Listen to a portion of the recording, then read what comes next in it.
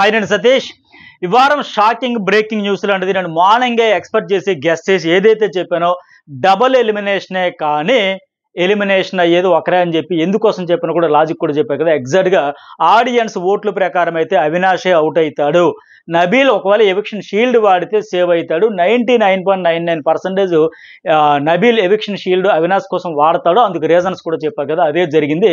So ఈ వారం audience ఓట్ల ప్రకారం అయితే అవుట్ అయిపోవలసింది అవినాష్, కానీ ఎవిక్షన్ ఫ్రీ షీల్డ్ ద్వారా ఇతడైతే ఎలిమినేషన్ నుంచి తప్పించుకున్నాడు. So no elimination. మరి ఆడియన్స్ ఓట్ల ప్రకారంగా లిస్ట్లో ఉన్న ఇతడే అవుట్ అవ్వాలి కనుక అవుట్ అయితే మరి ఇతర తర్వాత ఇంకా ఉన్న పంపించేయాలంటే మరి ఆడియన్స్ ఓట్ల పరంగా ఇతరికంటే బెటర్గా ఉన్నారు కనుక సో వాళ్ళని పంపించేస్తే అన్ఫైర్ అవుద్ది కనుక సో ఖచ్చితంగా ఈ వారం ఏంటంటే వాళ్ళేమో ఆడియన్స్ ఓట్ల ప్రకారం సేవ్ అయ్యారు, నువ్వేమో ఎవిక్షన్ ఫ్రీ షీల్డ్ ద్వారా నువ్వు సేవ్ అయ్యేవని చెప్పి నో ఎలిమినేషన్ అయితే పెట్టేశారు.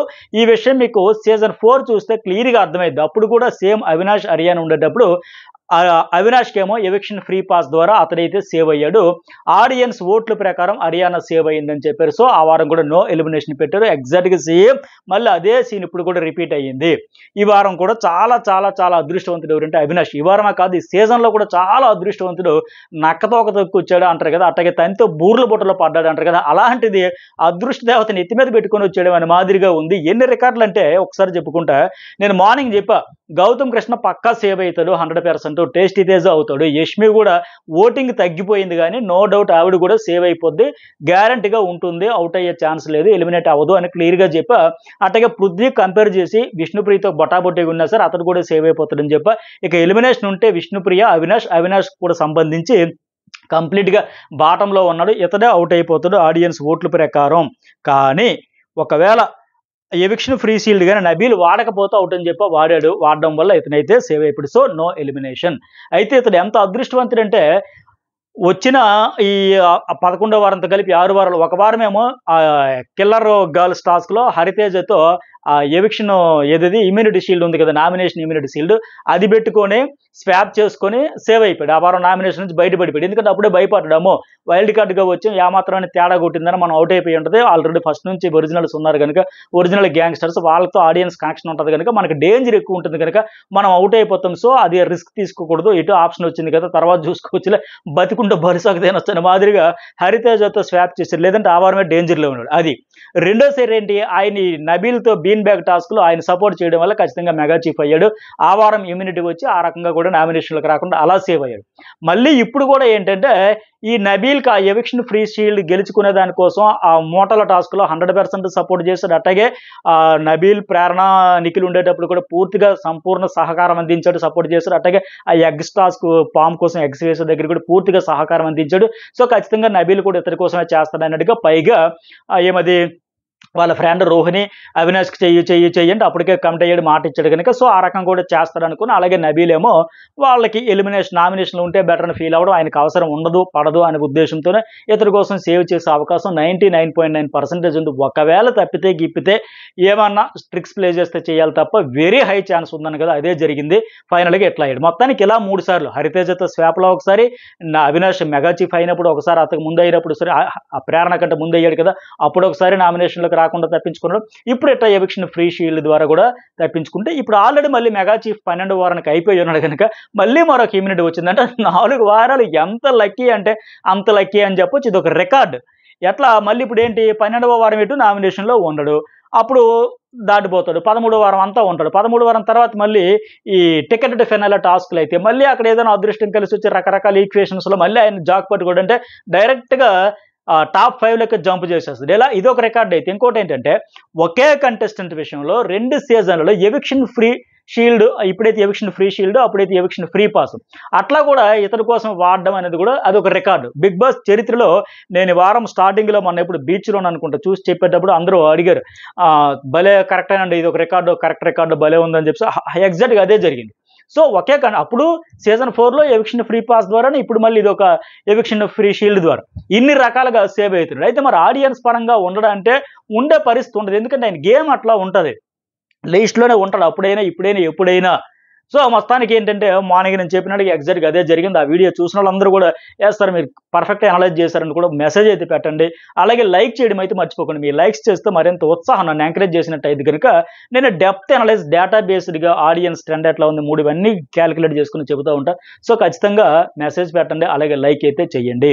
అలాగే ఇంకోటి ఏంటి, ఇప్పుడు ఈ వీక్ నో ఎలిమినేషన్ కనుక ఇంకా 2 సార్లు డబుల్ ఎలిమినేషన్ చేయాలి. లేదంటే ఒక డబుల్ ఎలిమినేషన్ చేసి ఇంకేంటి 12, 13, 14 వరకు టికెట్ ఫినల్ పోతారు కనుక ఇక వచ్చే వారాల్లో ఖచ్చితంగా 2 చేయాలి. లేదంటే ఏం చేయాలి, అప్పుడు 10 మంది ఉన్నారు, టాప్ 5కి 5 ఉంటే వచ్చే 12, 13, 14 3 వారాల్లో 3 వారాల్లో 3 వెళ్ళాలి. కానీ 5 ఎక్స్ట్రా, ఇంకా ఇద్దరు ఎక్స్ట్రా ఉంటున్నారు కనుక 2 డబుల్ ఎలిమినేషన్లు చేయాలి. లేదు అంటే సూపర్ 6 ఉంచేద్దాం, 3 వారాల్లో 3 పంపిద్దామంటే అట్లా అప్పటికైనా ఒక డబుల్ ఎలిమినేషన్ చేయాలి. మొత్తానికి వచ్చే 3 వారాల్లో 1 కానీ 2 కానీ డబుల్ ఎలిమినేషన్లు తప్పదు. అది ఇంకా బాధాకరం మరి ఉండే వాళ్ళకి. మరి సూపర్ 6 కోసం ఉంచుతారా, లేకపోతే ఇంకా సూపర్ 7 అని ఉంచేస్తారా, ఏందో చూడాలి. సో మొత్తానికి మరి వైల్డ్ కార్డ్గా వచ్చిన అవినాష్ ఎందుకు ఇలా ఎవిక్షన్ ఫీల్డ్ ద్వారా ఈ ఇమ్యూనిటీల ద్వారా సేవ్ అవుతాడు అంటే అతని గేమ్ అట్లా ఉంటుంది. మంచి కామెడీ ఉంటుంది, టైమింగ్ ఉంటుంది, ఎంటర్టైన్ చేస్తాడు, నో డౌట్. వాటన్నింటి వల్ల పగలబడి నవ్వుతారు, ఎంజాయ్ చేస్తారు. కానీ ఎమోషనల్గా కనెక్షన్ రాదు. ఇది గేమ్ ఎట్లా ఉంటుందంటే కర్ర విరగకూడదు, పాము చావకూడదు అనే మాదిరిగా సేఫ్ గేమ్ ఆడతాడు. నామినేషన్ చేస్తాడు, తర్వాత వచ్చి బతిమలాడతాడు, కామెడీ చేస్తాడు, ఫ్లట్ చేస్తాడు. ఆ soft nature plus safe player. నొప్పించక తాను ఒక తప్పించక తిరుగువాడు ధన్యుడు సుమత అనే పద్యాన్ని నమ్ముకునే ఆడే ఆటగాడు తప్ప ఖచ్చితంగా ఒక రైవలరీ ఉండాలి, ఒక ఎమోషనల్గా ఉండాలి, ఎరగదీసి ఆడాలి, నామినేషన్లు మంచి పాయింట్లు చెప్పాలి. ఇట్లా ఉన్నాడు. కామెడీ స్కిట్లు, పంచ్ డైలాగులు, జోకులు, సెటైర్లు, పిట్టగోడల మీద కూర్చొని ఫ్లట్ చేసినట్టుగా ఫన్ క్రియేట్ చేస్తూ ఎంజాయ్ చేస్తూ ఆ పీస్ఫుల్గా ప్రశాంతంగా సాగిపోవాలి జర్నీ అనుకుంటాడు తప్ప ఫుల్ ఎమోషనల్గా ఫుల్ రైవలరీ వచ్చిన మాదిరిగా అట్లా జర్నీ ఉండదు. కామెడీ ఎంటర్టైనర్గా 100% తిరగలేదు, తోపు తురుంకనని చెప్పు చెరగొట్టేస్తాడు. కానీ కామెడీ చేసే వాళ్ళకి, ఎంటర్టైనర్ చేసే వాళ్ళకి జర్నీ ఎప్పుడు కూడా ఆడియన్స్కి ఎమోషనల్గా కనెక్షన్ అయితే రాదు. ఇప్పుడు మణికంఠలో ఎమోషనల్ అని ఉండాలి. అలాగే టేస్టీ తేజ చూసి వారం అంతా ఫుల్గా ఎమోషనల్గా వాళ్ళ మదర్ కోసం, సెంటిమెంట్ కోసం ఫుల్ డ్రిల్లింగ్ అయిపోయి ఆ రకంగా ఉండడం. లేదా ఇప్పుడు గౌతమ్ కృష్ణ ఉన్నాము, ఆ ఫైటింగ్ వెళ్తే ఎలివేషన్ వచ్చింది, ఆ ఎలివేషన్ రైవలరీ రావాలి. అరే 1+1 అయినప్పుడు కూడా ఫుల్ ఫైర్తో వెళ్ళడం, ఆ స్వాగ్తో వెళ్ళడం, అట్లా అవినాష్ గేమ్లో ఎప్పుడూ అలాంటివి చూడలేం. అయితే ఎమోషన్ ఉండాలి, లేదా ఫుల్ ఎలివేషన్ ఉండాలి, రైవలరీ కొనసాగిస్తూ పోవాలి. లేదా ప్రశాంత్ లాస్ట్ సీజన్లో వచ్చాడు కదా, ఆయన మాదిరి కంప్లీట్ సింపతి ఉండాలి. ఈ వారంలో ఈ సీజన్లో మణికంఠకు వచ్చినట్టు అది ఏదో ఒకటి ఉండాలి. ఇప్పుడు టేస్టీ తేజకు వచ్చింది కదా సింపతి, అలా ఈ 3 ఉండవు. ఎమోషన్ ఉండదు, ఫుల్ ఎలివేషన్ వచ్చేలాగా రైవలరీ ఉండదు, సింపతి ఉండదు. ఎంతసేపు సాఫ్ట్గా ఉండాలి, నొప్పించకూడదు, నవ్వకూడదు, అలాగా పైపైన కామెడీ చేసుకుంటూ అట్లా వెళ్ళిపోతాడు. మంచి కామెడీ కాదనట్లే. కాకపోతే ఆడియన్స్తో ఓట్లు కనెక్షన్ రావాలి, ఆడియన్స్ ఓట్లతోనే సేవ్ అవ్వాలంటే ఆ టైప్ అయితే ఉండదు ఆట. అయితే ఎనీవే ఎలా సేవ్ అయినా సేవ్ అయిపోయి అదృష్టం అయితే కలిసి వచ్చిందో అప్పుడు ఇప్పుడు.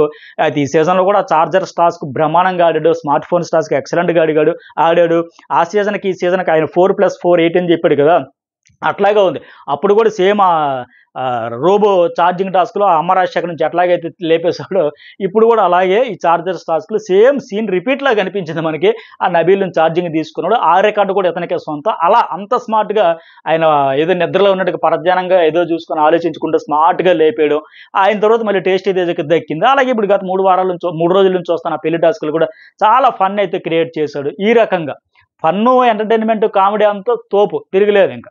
కాకపోతే ఇలాంటి మిగతా విషయాల పరంగా మాత్రం కనెక్షన్ తక్కువగా ఉంటుంది. సో మొత్తానికి ఇప్పుడు ఎంత బంపర్ ఆఫర్ కొట్టాడంటే నబీల్ ఇప్పుడు ఎవిక్షన్ ఫ్రీ షీల్డ్ ద్వారా సేవ్ చేయడం వల్ల ఎలాగూ 12వ వారం ఉండడు, ఈ వారం గండం కట్టేసాడుగా 12వ వారం ఉండడు, ఇక 13 వారంలో నామినేషన్లు అయిపోయిన వెంటనే ఇవి జరుగుతాయి కనుక టికెట్ ఫైనల్ అది కూడా కొట్టేశాడంటే బంపర్ ఆఫర్, ఇంక తిరగలేదు. టాప్ 5 వరకు వెళ్ళిపోతాడు. మొత్తం టాప్ 5 ఆర్డర్ని కూడా అతలాకుతలం చేసేలాగా ఉన్నాడు.